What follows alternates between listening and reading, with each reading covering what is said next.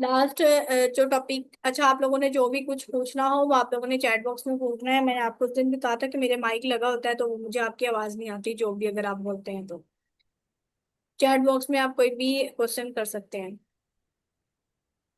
अच्छा, उस दिन जो है हमने लास्ट टाइम जो स्टडी किया था वो हमने किया था एक्टिव एंड पैसिव वॉइस। ठीक है। एक्टिव पैसिव वॉइस के बाद आज जो अगला आपका इम्पोर्टेंट टॉपिक है वो है आपका चेंज ऑफ नरेशंस। ठीक है, डायरेक्ट एंड इनडायरेक्ट नरेशन। इसको जरा हम देखते हैं, डायरेक्ट और इनडायरेक्ट नरेशंस को।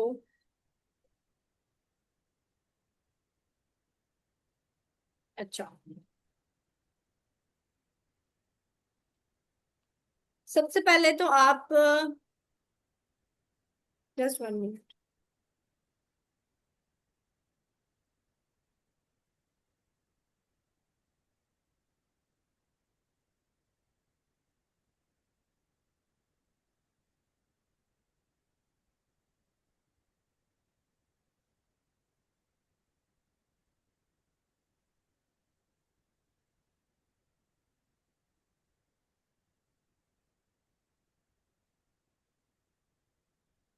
अच्छा डायरेक्ट स्पीच वो होती है, मतलब डायरेक्ट बात वो होती है जिसके अंदर आप किसी के भी मतलब एग्जैक्ट वर्ड्स जो है वो कोटेशन मार्क्स लगाकर, ठीक है, आप जैसे Bisma says I am ill, ये वाला जो आपके पास सेंटेंस है ये आपके पास डायरेक्ट स्पीच है। इसमें देखें कि डायरेक्ट जो है वो ये कोटेशन मार्क्स लगाकर आप जो है वो मतलब एग्जैक्ट वर्ड्स को जो है वो कोट कर रहे हैं, जबकि इनडायरेक्ट स्पीच समराइज कर देती है मीनिंग्स को, इसके मीनिंग्स को समराइज कर देती है विदाउट कोटेशन मार्क्स। और मतलब उसके अंदर आप टेंस चेंज कर देते हैं, प्रोनाउंस चेंज वगैरह हो जाते हैं, तो वो भी हम जो है ना पढ़ेंगे इसको अच्छी तरह।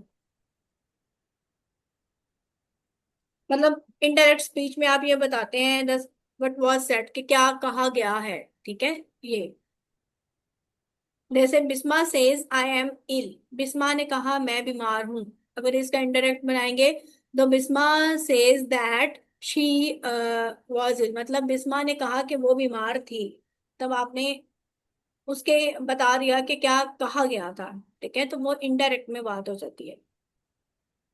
अब आपके पास ये सेंटेंस है, बिस्मल से बिमल से, ये बिमल है, ठीक है, मैं बिस्मा पढ़ गई हूँ, आई एम इल। ठीक है, अब एक आपके पास सेंटेंस का ये पार्ट है और एक आपके पास सेंटेंस का ये पार्ट है। ये दो पार्ट्स हैं आपके पास सेंटेंस के, एक जो कोटेशन मार्क के अंदर है और एक यहाँ कोमे से बाय बाय। ये दो आपके पास सेंटेंस के जो हैं वो हिस्से। अब इसको कहा जाता है, ये देखें इसमें जो आपके पास ये आएगा ना, ये वाला पार्ट, ये होगा, इसे आप कहेंगे रिपोर्टिंग वर्ब, रिपोर्टिंग स्पीच। ठीक है, रिपोर्टिंग वर्ब या फिर रिपोर्टिंग स्पीच। और जो ये कोटेशन मार्क के अंदर ये वाला हिस्सा होगा इसे आप बोलेंगे रिपोर्टेड स्पीच, रिपोर्टेड स्पीच या फिर रिपोर्टेड वर्ब। आप रिपोर्टिंग स्पीच और रिपोर्टेड स्पीच देख लें, क्योंकि जब हमने आगे समझना है ना इसको, तो हमने इन्हीं वर्ड्स को लेके चलना है।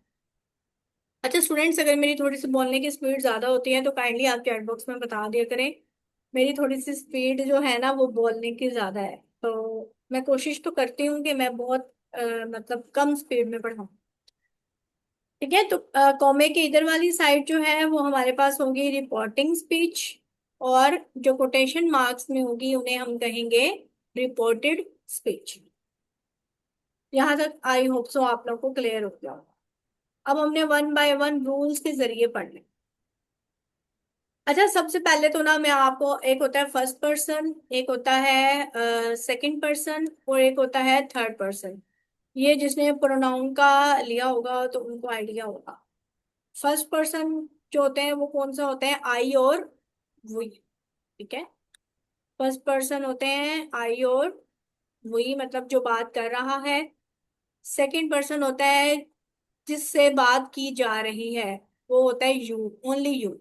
और थर्ड पर्सन होता है जिसके बारे में बात की जा रही है। उसमें आ जाता है आपके पास ही, शी, इट और दे। ही, शी, इट और दे। ठीक है। फर्स्ट पर्सन जिस जो बात कर रहा है, सेकंड पर्सन जिसके बारे में जिससे बात की जा रही है, मतलब दो लोग बैठे हैं। थर्ड पर्सन वो होता है जिसके बारे में बात आप कर रहे हैं। तो फर्स्ट पर्सन आई और वी, सेकंड पर्सन यू, और third person he, she, it और दे। अच्छा, इसका भी ना आपके पास जो है कुछ ऑब्जेक्टिव और सब्जेक्टिव केसेस होते हैं। ये शायद मैंने आप लोगों को पहले भी पढ़ाए थे, तो एक दफा हम थोड़ा सा दोबारा देख लेते हैं।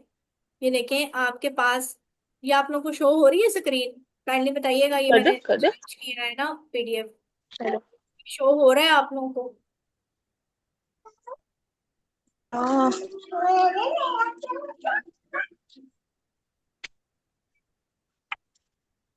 ओके।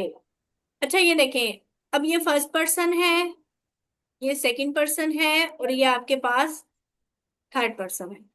तो इनके ऑब्जेक्टिव फॉर्म्स देख लेते हैं हम, क्योंकि हमने जो है नेक्स्ट जब किसी से ही तो डील करना है। ये आपको पहले भी पढ़ाई हुई है।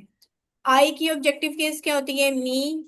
वी की ऑब्जेक्टिव केस क्या होती है? अस। यू का ऑब्जेक्टिव केस क्या होता है? यू। ही का क्या होता है? हिम। शी का क्या होता है? हर। इट का क्या होता है? इट। और दे का क्या होता है? देम। ठीक है। I, me, we, us, you, he, him, she, her, it और दे, देम। तो अब हमने ये इसके ऑब्जेक्टिव केस देख लिए, क्योंकि कल को हमने इसको चेंज करना है ना इनके। अब हम जरा देख लेते हैं, हमारे पास जो पहला रूल है, रूल नंबर फर्स्ट हमारे पास क्या है, इसको हम देखते हैं यहाँ पे। ठीक है। फर्स्ट पर्सन जो होगा, फर्स्ट पर्सन प्रोनाउन, उसको हम हमेशा चेंज करेंगे अकॉर्डिंग टू द सब्जेक्ट। ठीक है, according to the subject of reporting speech. चलो कोने का जो रिपोर्टिंग स्पीच या है उन दो हमारे पास, कोमे से पहले ने वाला, छोड़ दी। उसके अंदर जो सब्जेक्ट होगा उसके अकॉर्डिंग हम फर्स्ट पर्सन को चेंज करेंगे। ठीक है जी। जिनके माइक ऑन है ना, काइंडली वो म्यूट कर लिया करें, क्योंकि बड़ी डिस्टरबेंस होती है फिर, वरना मैं खुद कर देती। ठीक है। फर्स्ट पर्सन को आपने कैसे चेंज करना है? रिपोर्टिंग स्पीच के सब्जेक्ट के साथ। अभी मैं आपको एग्जांपल्स के थ्रू बताती हूँ। ठीक है। फर्स्ट पर्सन को आप चेंज करेंगे according to the subject of reporting speech. ये आपने इस तरह याद कर लेना। सेकंड पर्सन अगर आपके पास आ जाएगा यू, तो उसको आप चेंज करेंगे according to the object of reporting speech. ठीक है। According to the object of reporting speech. मतलब फर्स्ट पर्सन को आप सब्जेक्ट के अकॉर्डिंग चेंज करेंगे, और सेकंड पर्सन को आप ऑब्जेक्ट के अकॉर्डिंग चेंज करेंगे, लेकिन किसके? रिपोर्टिंग स्पीच के, जो आपके से कोमा से पहले है। और अगर आपके पास थर्ड पर्सन प्रोनाउंस आ जाते हैं, ही, शी, इट, दे, तो उसके अंदर कोई भी चेंज नहीं होगा, वो वैसे के वैसे ही, शी, इट आएंगे। ठीक है। आई और वी चेंज होंगे और यू चेंज होगा। अब मैं आपको अगर इसकी एग्जांपल पढ़ाऊं, तो इसकी एग्जांपल्स हम देखते हैं। इसकी एग्जांपल आप देखें यहाँ पे। ये आपके पास एग्जांपल है, ही सेज। चलिए यहाँ पे, अब ही सेज आई एम इल। ठीक है। अब ये आपके पास ये वाला जो पार्ट है ना, ही सेज, इसको आप क्या कहेंगे? ये आपके पास रिपोर्टिंग है। ठीक है, रिपोर्टिंग स्पीच है ये आपके पास। मैं ये बार बार नहीं बताऊंगी।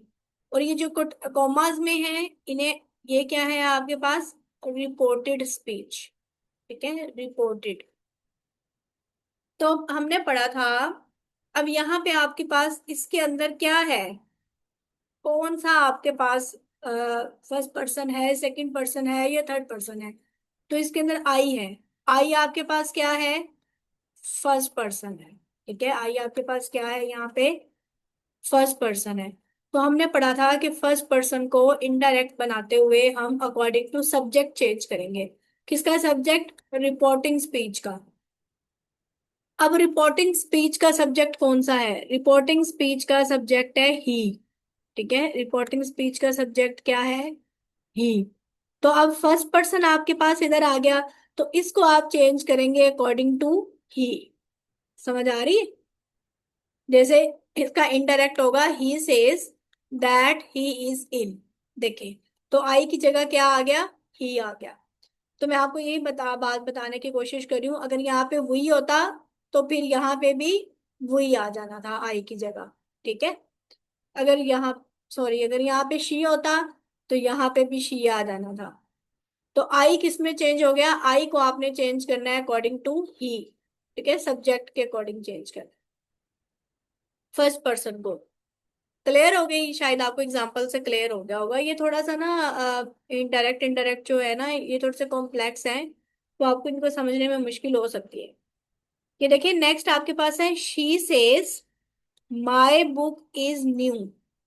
ठीक है, अब इसके अंदर ये जो माई है, ये क्या है? माई आपके पास क्या है? फर्स्ट पर्सन है ना, आई माई मी, फर्स्ट पर्सन ही हम इसको कहेंगे। ये आपके पास फर्स्ट पर्सन है, और हमने पढ़ा है कि फर्स्ट पर्सन को हम कैसे चेंज करेंगे? According to subject of reporting speech. तो रिपोर्टिंग स्पीच का सब्जेक्ट क्या है? रिपोर्टिंग स्पीच का सब्जेक्ट है शी। ठीक है, तो क्या आ जाएगा आपके पास? She says that her book. अच्छा, अब यहाँ पे हर क्यों आया, शी क्यों नहीं आया? क्योंकि देखें, यहाँ पे क्या था? माए था। आई की कौन सी फॉर्म थी? पोसेसिव फॉर्म थी, आई माए मी। ठीक है, तो शी की भी फिर वही आएगी। शी की क्या होती है? शी की होती है आपके पास हर और हर। ठीक है, तो आपके पास शी की भी फिर वही वाली फॉर्म आएगी जो यहाँ पे इसकी फॉर्म होगी। अगर यहाँ पे मी होता तो यहाँ पे फिर भी हर आना था। ठीक है, माय है तो इसलिए यहाँ पे क्या आया? शी के अकॉर्डिंग चेंज हुआ है ना, तो यहाँ पे भी हर आ गया। अब जरा अगली एग्जांपल हम समझते हैं। They say to me you can not help it. अब यहाँ पे क्या है? कौन सा पर्सन है? यू है। कौन सा पर्सन है? यू। और यू क्या है? सेकंड पर्सन है। मतलब यू आपके पास यहाँ पे क्या है? Second person. हमने रूल में पढ़ा था कि सेकंड पर्सन को हम चेंज करेंगे according to the object of the reporting speech. अब ये आपके पास रिपोर्टिंग स्पीच है।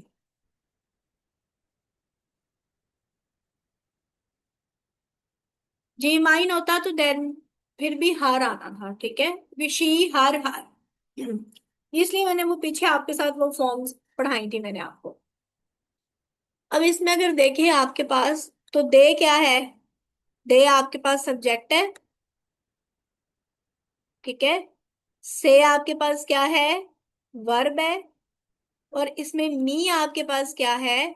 ऑब्जेक्ट है। ठीक है, मी आपके पास क्या है? ऑब्जेक्ट है।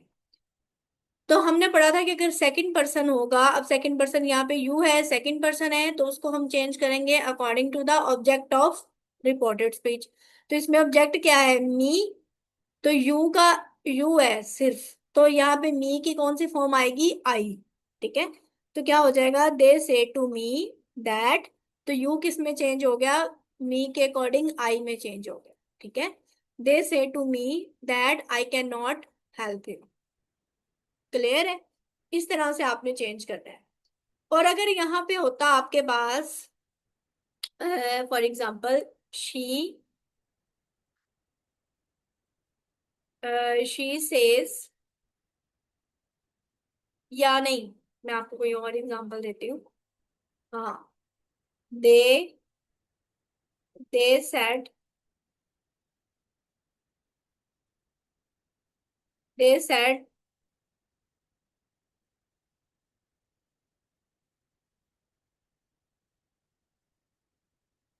नहीं ये ना जुमला ठीक नहीं बन रहा। मतलब अगर यहाँ पे आपके पास यहाँ पे ही शी इट आ जाए ना, तो वो फिर किसी के अकॉर्डिंग चेंज नहीं होते।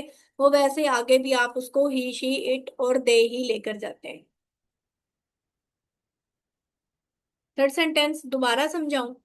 ये देखिए, they say to me you can not help him.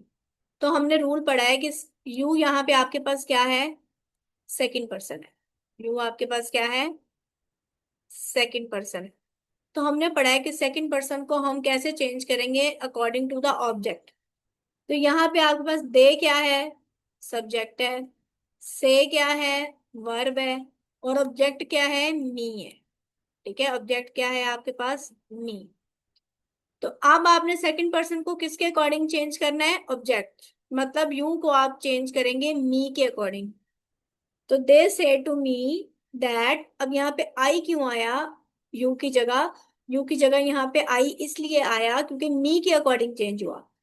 अब यू तो यहाँ पे फर्स्ट पर्सन सेकंड पर्सन है ना, तो यू की यू ही फॉर्म है। तो हम फिर यहाँ पे मी नहीं लगाएंगे, बल्कि यू है तो यहाँ पे आई आएगा। ठीक है, अगर यहाँ पे यूअर्स होता तो फिर हम उसके अकॉर्डिंग चेंज करते। समझ आ रही है, यहाँ पे यू है तो मी की भी कौन सी फॉर्म आएगी, आई आएगी। यहां तक क्लियर है सबको। और अगर यहाँ पे यू की जगह आपके पास ही शी इट और दे आ जाए, तो वो भी आगे भी वो ही शी इट और दे ही रहेंगे, उन्हें हम चेंज नहीं करेंगे। ठीक है, चलें। आई होप सो आप लोग को क्लियर हो गया होगा ये। ओके। अच्छा, अब एक अगली बात, हमारे पास जो सेकंड चीज है वो है, ओके, यहाँ पे आए rule number 1। If there is a future और present in the reporting speech, reporting speech के अंदर अगर आपके पास प्रेजेंट टेंस है या फ्यूचर टेंस है, then there will be no change in the reported speech. अब जो हमने अगली बात पढ़नी है ना, वो हमने बात पढ़नी है टेंसेस की चेंज की। जैसे हमने एक्टिव और पैसिव वॉइस में टेंसेस को चेंज किया था ना, यहाँ पे भी टेंस चेंज होते हैं डायरेक्ट को इनडायरेक्ट बनाने के लिए। तो अगर तो रिपोर्टिंग स्पीच के अंदर फ्यूचर या प्रेजेंट टेंस होगा, तो फिर हम अगले रिपोर्टेड स्पीच में कोई उसके टेंस में कोई भी तब्दीली नहीं करेंगे। फॉर एग्जाम्पल, आपके पास है यहाँ पे he says I M student here. ठीक है, अच्छा अब देखें यहाँ पे ये कोमा आ गया। अब ही सेज है, सेज क्या है आपके पास, प्रेजेंट टेंस है ना, तो इसलिए he says that he is student here. Am था, तो यहाँ पे भी हमने इजी लगा दिया, हमने टेंस के अंदर कोई भी चेंज नहीं किया, क्योंकि यहाँ पे आपके पास प्रेजेंट टेंस था। इसी तरह he will say Aslam can go. ठीक है, तो अब यहाँ पे भी आप देखें रिपोर्टिंग स्पीच के अंदर आपके पास क्या है, विल से। तो विल आपके पास कहाँ पे लगता है, फ्यूचर टेंस के अंदर लगता है। तो जब फ्यूचर टेंस आ गया तो he will say that Aslam can go, फिर भी हम इस वाले हिस्से में कोई भी टेंस का चेंज नहीं करेंगे। लेकिन अगर आपके पास यहाँ पे आ जाए ही सेड, ठीक है, अगर आपके पास यहाँ पे आ जाए ही सेड, तो सेड आपके पास क्या है, पास्ट टेंस है। तो जब आपके पास सेड आ जाएगा, देन हम फिर अगले हिस्से के टेंस के अंदर चेंज करेंगे। ठीक है, फिर इस हिस्से में चेंजिंग्स होगी, इसके टेंस में चेंज होगी। अगर सेज और विल से होगा तो चेंज नहीं होगा, अगर सेड आ जाएगा तो फिर चेंज होगा। ठीक है, अच्छा ये हो गया रूल नंबर 1। फिर हम जरा टेंसेस की चेंजिंग्स को देख लेते हैं। अगर आपके पास डायरेक्ट सेंटेंस में प्रेजेंट इंडेफिनिट है, तो उसको आप चेंज कर देंगे पास्ट इंडेफिनिट में। ठीक है, अगर प्रेजेंट कॉन्टिन्यूस है तो उसे आप चेंज कर देंगे पास्ट कॉन्टिन्यूस में। मतलब प्रेजेंट कॉन्टिन्यूस होगा तो उसमें आपके पास क्या होगा, प्रेजेंट इंडेफिनिट होगा तो फर्स्ट फॉर्म होगी, उसको आप चेंज कर देंगे सेकंड फॉर्म में। और अगर डूडस लगे होंगे तो उसको आप चेंज कर देंगे डिड में। ठीक है, ये चेंज हो जाएगा। अगर प्रेजेंट कॉन्टिन्यूस होगा, अगर आपके पास इज आर एम होंगे, ठीक है, इज आर और एम, तो उसे आप चेंज कर देंगे पास्ट कॉन्टिन्यूस, मतलब इज आर एम चेंज हो जाएंगे वाज वर में। ठीक है, अगर आपके पास प्रेजेंट परफेक्ट होगा तो उसे आप चेंज कर देंगे पास्ट परफेक्ट में। मतलब हैज और हैव होगा तो उसे आप चेंज कर देंगे किसमें, हैड में चेंज कर देंगे। ठीक है, अगर आपके पास प्रेजेंट परफेक्ट कॉन्टिन्यूस होगा तो आप उसको चेंज कर देंगे पास्ट परफेक्ट कॉन्टिन्यूस में। प्रेजेंट परफेक्ट कॉन्टिन्यूस में लगता है आपके पास हैज बीन, हैव बीन, तो वो चेंज हो जाएगा हैड बीन के अंदर। ठीक है। अगर आपके पास पास्ट इंडेफिनेट है तो आप उसको पास्ट परफेक्ट में चेंज करेंगे। मतलब कि अगर आपके पास सेकंड फॉर्म आ गई है या फिर डिड आ गया है तो उसको आप किस में चेंज कर देंगे, हैड में चेंज कर देंगे। ठीक है, फिर हैड लगाएंगे, पास्ट परफेक्ट में चेंज करें। अगर आपके पास पास्ट कंटिन्यूअस आ गया है मतलब वाज वर लग गए हैं, फिर उसको आप किसके अंदर चेंज करेंगे, पास्ट परफेक्ट कॉन्टिन्यूअस में। पास्ट परफेक्ट कॉन्टिन्यूअस में आपके पास क्या लगता है, हैड बीन। ठीक है, वॉज वर आ जाएंगे तो उसको आप किस में चेंज कर देंगे, हैड बीन में। अगर आपके पास पास्ट परफेक्ट है मतलब हैड है तो हैड चेंज नहीं होगा। ठीक है, हैड फिर आगे भी हैड ही आएगा। और अगर पास्ट परफेक्ट कॉन्टिन्यूअस है, अगर आपके पास हैड बीन आ गया है तो हैड बीन भी चेंज नहीं होगा, हैड बीन भी आपके पास वैसे ही जाएगा। ठीक है, समझ आ रही है कि प्रेजेंट इंडेफिनेट को चेंज कर देंगे पास्ट इंडेफिनेट में। इज आर एम होंगे तो वो चेंज हो जाएंगे वाज वर में। हैज हैव होगा तो वो चेंज हो जाएगा हैड में। और अगर सेकंड फॉर्म या डिड लगा हुआ है तो वो चेंज हो जाएगा हैड में। वाज वर है तो वो हैड बीन में चेंज हो जाएंगे। और अगर हैड है तो वो चेंज नहीं होगा, हैड ही होगा। और अगर हैड बीन है तो वो हैड। ये चीजें ना आपको फिंगर टिप्स पे याद करनी पड़ेंगी क्योंकि ये याद करने वाली चीजें। जी, ये सेकंड रूल में करेंगे जब आपके पास सेड आएगा। अगर आपके पास सेज या विल से है देन आप टेंस के अंदर कोई भी चेंज नहीं करेंगे। ठीक है, ओके।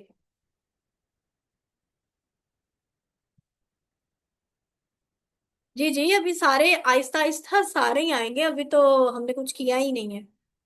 ठीक है। अच्छा, अगली चीज एक देखें कि if there is an interrogative sentence. अगर आपके पास इंटेरोगेटिव सेंटेंस आएगा, ठीक है, then that will not be use. तो फिर आप कोमा को हटाकर दैट नहीं लगाएंगे बल्कि क्या लगाएंगे, इफ और वेदर लगाएंगे। ठीक है, इसको मैं आपको एग्जांपल से समझाती हूँ। अब देखें, जब आपने डायरेक्ट से इनडायरेक्ट बनाया, यहाँ पे चलो मैं कोई सेंटेंस आपको दिखाती हूँ।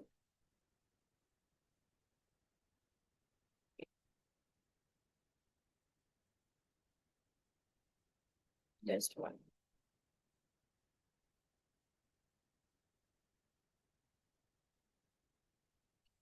चलिए इधर लिख लेते हैं हम कोई सेंटेंस इधर ऊपर। ये देखें, अब आपके पास है he says I M student here. ये सिंपल सेंटेंस है, आपके पास नेगेटिव या इंटेरोगेटिव नहीं है। ठीक है, तो यहाँ पे कोमा लगा हुआ था और यहाँ पे इन्वर्टेड कोमास थे। ठीक है, जब आप ये कोमा हटाएंगे ना तो कोमा हटा के आपने क्या लगाना है, दैट लगाना है। ये सिर्फ सिंपल सेंटेंसेस में आपने करना है। अगर आपके पास इंटेरोगेटिव सेंटेंस आ जाता है तो फिर उसके अंदर आप कोमा हटा के दैट नहीं लगाएंगे बल्कि इफ या फिर वेदर लगाएंगे। जैसे he says are they playing a match, यहाँ पे इन्वर्टेड कोमास है। ठीक है, यहाँ पे कोमा। तो he says are they playing a match, तो ये इंटेरोगेटिव सेंटेंस है। जब फिर आप इसका कोमा हटा के दैट नहीं लगाएंगे बल्कि क्या लगाएंगे, इफ लगाएंगे। ठीक है, इफ भी लगा सकते हैं और आप वेदर भी लगा सकते हैं यहाँ पे। फिर आप यहाँ पे दैट नहीं लगाएंगे। एक ये चीज हो गई। नेक्स्ट जो है हमारे पास, ये वही बात आ गई कि अगर रिपोर्टिंग स्पीच आपके पास पास्ट टेंस के अंदर होगा तो फिर आप टेंस चेंज करेंगे। जैसे he said I am a good boy, तो यहाँ पे सेड आ गया, इसलिए ये जो नेक्स्ट पार्ट है ना, ये वाला नेक्स्ट पार्ट इसके टेंस में चेंज होगा। He says that he was a good boy. ये देखिए मैंने आपको बताया था ना कि इज एम आर किस में चेंज हो जाएंगे, वाज वर में। तो ये वाज में चेंज होगा। तो ये सिर्फ सेड वाले केस में होगा। अगर कोई यूनिवर्सल ट्रूथ आ जाता है तो उसमें भी चेंज नहीं होगा। ओके, अब उसके बाद ना कुछ आपके पास वर्ड्स होते हैं जो आपने वाई से चेंज इनटू आस्क्ड। अच्छा, ये देखिए ना, अब आपके पास क्वेश्चंस आ जाते हैं वो आपसे क्वेश्चन, इंटेरोगेटिव सेंटेंस आ गया, ठीक है। तो वो आपसे क्वेश्चन पूछ रहे हैं ना, तो फिर उसके लिए आप आस्क्ड लगाएंगे। इसके लिए अगर कोई आपको दुआ दे रहा है तो वहां पे आप सेज को चेंज करके प्रेड लगा देंगे, PRAYED, ठीक है, दुआ दे रहा है। तो ये आगे हम इसको भी देखते हैं। तो कुछ ऐसे वर्ड्स होते हैं जो कि इसके अंदर चेंज होते हैं। तो वो वर्ड्स कौन से होते हैं उन्हें भी हम जरा देख लेते हैं। नहीं, फ्यूचर होगा ना, विल से होगा तो फिर हम उसको चेंज नहीं करेंगे। फ्यूचर टेंस चेंज नहीं होगा, ठीक है। फ्यूचर के आपको आते भी नहीं है और फ्यूचर वैसे चेंज भी नहीं होगा।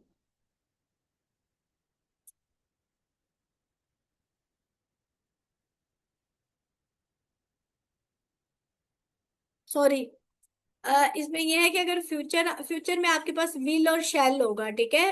वो आगे विल और शैल जो होते हैं ना, वो चेंज हो जाते हैं वुड में और शुड में, ठीक है।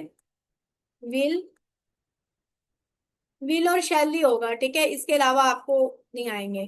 तो जो विल और शैल होता है वो चेंज हो जाता है, विल चेंज हो जाता है वुड में, ठीक है, और शैल चेंज हो जाता है शुड में। या आप वुड भी लगा सकते हैं। शैल हो तो आप उसको भी वुड में चेंज कर सकते हैं। ज्यादातर जो होता है ना वो वुड ज्यादा बेस्ट रहता है। ओके, अब कुछ ऐसे वर्ड्स हैं जो कि चेंज होते हैं। अगर आपके पास सेंटेंस में दिस आ रहा है तो जो दिस है वो चेंज हो जाएगा दैट में। अगर आपके पास सेंटेंस में दीज आ रहा है तो दीज चेंज हो जाएगा दोज में। हेयर चेंज हो जाएगा देयर में। नाउ चेंज होगा देन में। सर या मैडम का लफ्ज आ रहा है तो वो चेंज हो जाएगा रिस्पेक्टफुली में। टुडे आ रहा है तो वो चेंज हो जाएगा दैट डे में। टुमारो है तो वो चेंज हो जाएगा the next day. Yesterday change हो जाएगा the previous day. Tonight change होगा दैट नाइट में, ठीक है। तो ये देखें, this will be change into that, these, those, here, there, now, then, today, that day, tomorrow, the next day, yesterday, the previous day, tonight, that night। ठीक है, इस तरह से आप इन वर्ड्स को चेंज करेंगे। ये वर्ड्स भी आपको फिंगर टिप्स पे याद करने पड़ेंगे। और ये जो आपके पास आता है ना, hello, no, yes, well, all right, इन वर्ड्स को आप लिखते ही नहीं है। और good morning, good noon, good day, तो इस ये चेंज हो जाएगा ग्रीटिंग्स में, ठीक है, ग्रीटिंग में आ जाता है। और good bye, farewell, good night, ये सारी चीजें ग्रीटिंग्स में आए।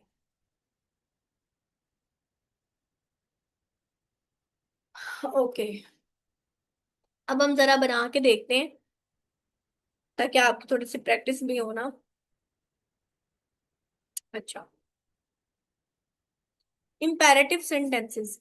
अच्छा, इम्पेरेटिव सेंटेंसेस कौन से होते हैं? इम्पेरेटिव सेंटेंसेस होते हैं जिसके अंदर हम कोई भी जब किसी फिक्रे में आपको कोई काम करने का हुक्म दिया जाता है ना, या मशवरा दिया जाता है, तो उसको हम कहते हैं इम्पेरेटिव सेंटेंसेस। यही पे, ठीक है। तो काम करने का या तो हुक्म दिया जाए, या आपको मशवरा दिया जाए, या कोई भी आपको नसीहत की जाए, या किसी भी काम से मना किया जाए, तो ऐसे सेंटेंसेस आपके पास क्या कहलाते हैं? इम्पेरेटिव सेंटेंसेस कहलाते हैं। तो इसमें हम टेंस की कोई भी चेंजिंग्स नहीं करते, ठीक है। जैसे leave my room at once, हुक्म दे रहे हैं, इसके अंदर आप कोई भी टेंस का चेंज नहीं करेंगे। Be very kind to animals, नसीहत कर रहे हैं, इसके इसमें भी आप टेंस की तब्दीली नहीं करेंगे। नेवर टेल अ लाई, इसमें भी आप एडवाइस कर रहे हैं। Do not fold your your clothes, तो इसमें भी आप मना कर रहे हैं, तो इसमें भी आप टेंस का चेंज नहीं करेंगे। अच्छा, इसके अंदर अब कुछ और चेंजिंग्स होती हैं।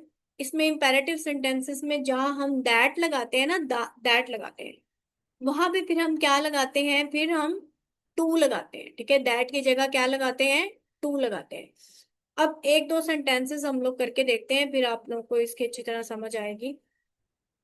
ये देखें, पहला सेंटेंस है हमारे पास, the manager said to the peon get out of my office. Manager ने पीएन को कहा कि मेरे दफ्तर से निकल जाओ। अब ये वो उसको हुक्म दे रहा है। तो ये कौन सा सेंटेंस है? ये आपके पास इंपेरेटिव सेंटेंस है। अब यहाँ पे इसने हुक्म दिया है, तो जब आप इसका इंडायरेक्ट बनाएंगे तो ये कैसे होगा, the manager ordered the PN. ये देखिए सेड की जगह क्या आ गया, ऑर्डर्ड आ गया। अब यहाँ पे सेड है, लेकिन मैंने आपको बताया है कि जब इम्पेरेटिव सेंटेंसेस होंगे तो हम उसके टेंस के अंदर कोई भी चेंज नहीं करेंगे। तो the manager ordered the PN, और ये कोमा खत्म हुआ तो क्या लग गया आपके पास, टू लग गया। ठीक है, इंपेरेटिव सेंटेंसेस में कोमा खत्म करके आप टू लगाएंगे। The manager ordered the peon to get out of, to get out of. अब माई का अर्थ था ना माई, तो माई किस में चेंज हो गया, हीज में। क्योंकि यहाँ पे माई क्या है, अगर हम देखा जाए तो आई फर्स्ट पर्सन है। ठीक है, तो फर्स्ट पर्सन किसके अकॉर्डिंग चेंज होता है, सब्जेक्ट के। तो यहाँ पे सब्जेक्ट क्या है, मैनेजर, मतलब ही है। ठीक है, तो आई की कौन सी फॉर्म आई हुई है, माई। आई, माई, मी होता है ना। तो इसी तरह ही की भी क्या होती है, ही, हीज और हिम। ठीक है, तो अब यहाँ पे आई की कौन सी फॉर्म आई है, माई की, इसलिए ही की भी हम कौन सी लगाएंगे, हिज। अगर यहाँ पे मी होता ना मी, तो फिर हम लगाते हिम। ठीक है, अब माई है तो हम क्या लगाएंगे, हिज। जैसे वो शी होता है ना शी, तो उसका होता है हर और हर। तो यहाँ पे अगर किसी लड़की का नाम होता तो फिर हम यहाँ पे हर लगाते।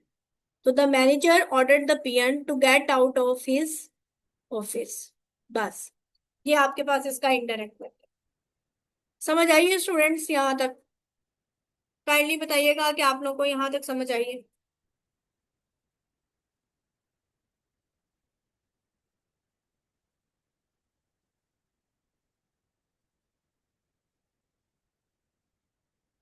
मैंने तो अपना पॉसिबल वे से आपको समझाया है। अगर इसके, चले अगला एक दो सेंटेंस और करते हैं। He said to my father please forgive me this time. ठीक है, उसने अपने फादर को कहा कि मुझे इस टाइम के लिए आप माफ कर दें। तो अब आप यहाँ पे देखें, उसने अपने फादर से क्या किया है, रिक्वेस्ट की है। ठीक है, तो ये भी इंपेरेटिव सेंटेंस है। तो क्या आएगा आपके पास, ही रिक्वेस्टेड माई फादर। ठीक है, और कोमा हटा के आपने क्या लगा दिया, टू लगा दिया। ही रिक्वेस्टेड माई फादर। अब ये जो प्लीज जैसे वर्ड्स हैं ये तो किस में चेंज हो गए, रिक्वेस्टेड में चेंज हो गए थे ना, तो इसको खत्म कर देंगे। तो he said to my, he requested my father to forgive. ठीक है, अब देखें यहाँ पे मी आया, मतलब ये किसकी फॉर्म है, आई। तो फर्स्ट पर्सन है तो किसके अकॉर्डिंग चेंज होगा, सब्जेक्ट के अकॉर्डिंग। सब्जेक्ट क्या है, ही। तो यहाँ पे आई की कौन सी फॉर्म है, मी। आई, माई, मी। तो इसलिए ही की भी यहाँ पे कौन सी फॉर्म आएगी, हिज और him. To forgive him. ठीक है, he requested my father to forgive him.